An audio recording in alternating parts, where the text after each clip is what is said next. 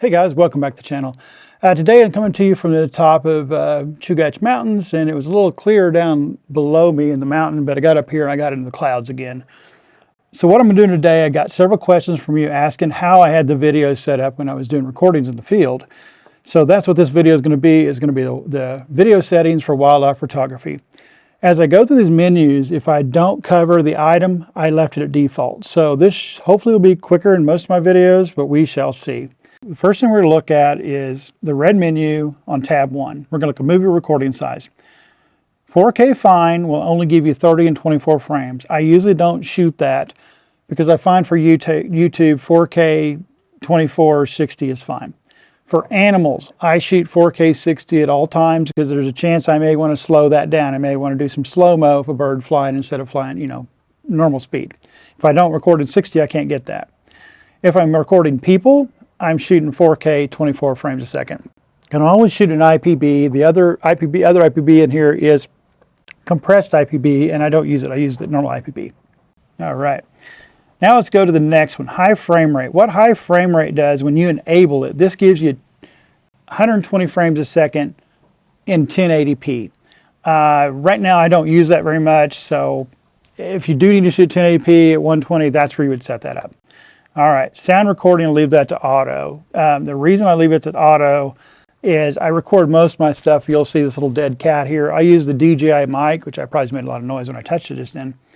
I use the DJI mic, it works pretty good. If I've got my laptop out, I've found that if I'm inside the laptop, this is not the laptop, this is my iPad Air, it gets pretty good sound quality.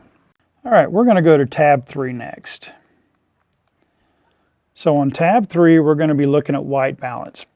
So what do I set on white balance? I usually don't leave it on auto white balance because your metering could change even though I'm shooting manual.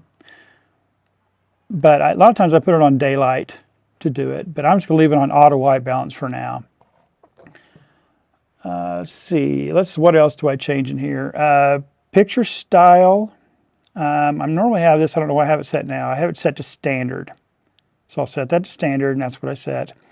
C-Log settings. So I normally shoot in C-Log, but I've been making these videos so fast, I haven't had time to color grade. So what I would normally do is I would set this to C-Log 3. And that's going to be a flat profile, and you're going to have to color grade this footage. The next thing is you're going to click is going to be View Assist, and you're going to turn that on. What that's going to do, it's going to put a LUT in the viewfinder on the back of the camera, because in C-Log you're going to see a real flat image and you have to color grade it. The reason you want C-Log is you get more dynamic range, you get more shadows and more highlights. So you want that View Assist on, but that way it will make it look on the back of the camera not flat and gray. It'll look like what it would when you get done color grading it. The next thing you can change, which I do not much anymore, but I used to, is you set it to Cinema Gamut. If you set it to Cinema Gamut, you have a lot of different types of cameras, like you got a Sony, you got a Canon, you got a DJI drone. If you put it in Cinema Gamut, you can pretty much easier color grade everything. But I leave mine in BT709. That's just the base Canon format, and I'll just leave it there. All right, moving on. We are going to menu 4. So lens aberration correction. When you are shooting with the video, you want all this on. With stills, you want it off because you'll change it in the software. But for video, you want them all on. So I'll enable everybody here, and everything is enabled. The reason you want that is it's a lot harder to do the aberration and the profile corrections, all that, on the video software. With still software, Lightroom and stuff, you can do it a lot easier. All right, we're moving on. Hopefully we'll get through this quickly.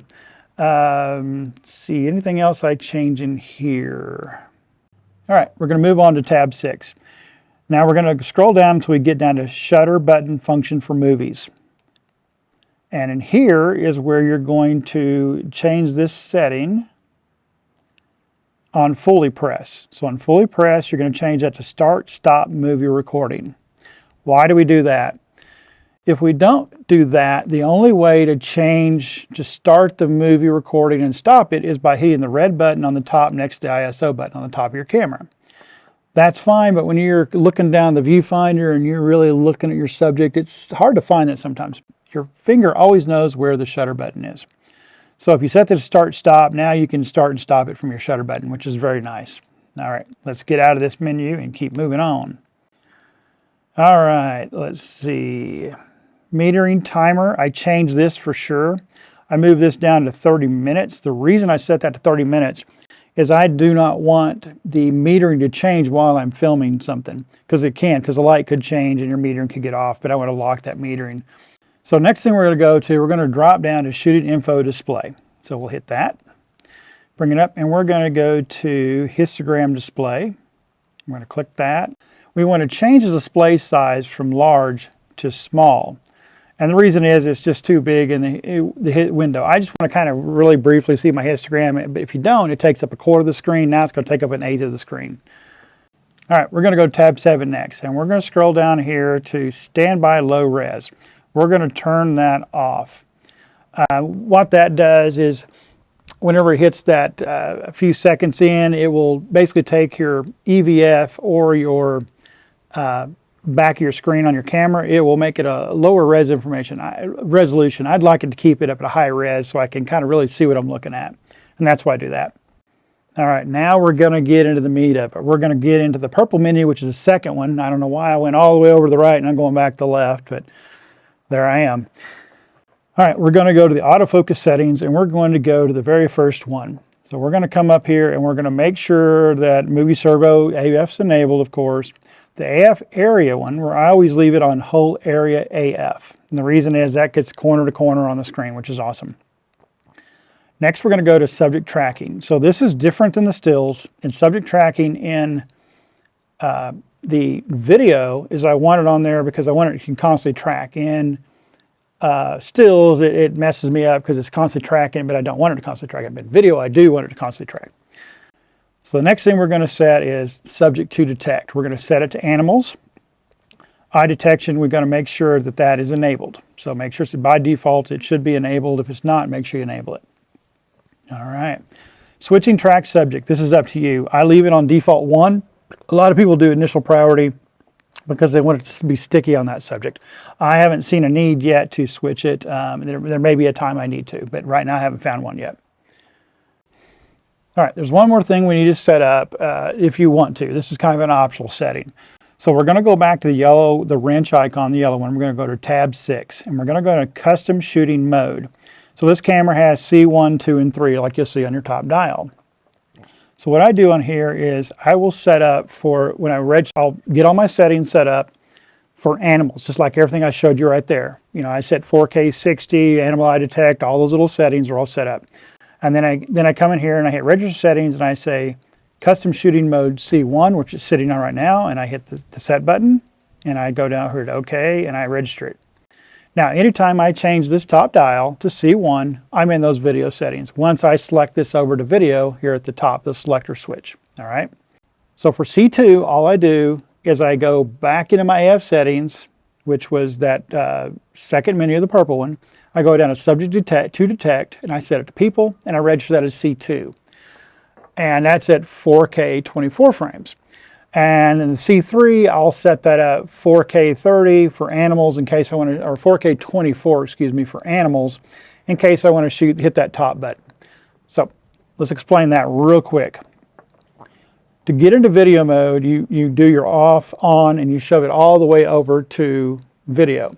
That's going to be in whatever setting you're in, manual, AV, TV, auto, whatever you're setting in. I would suggest you shoot manual.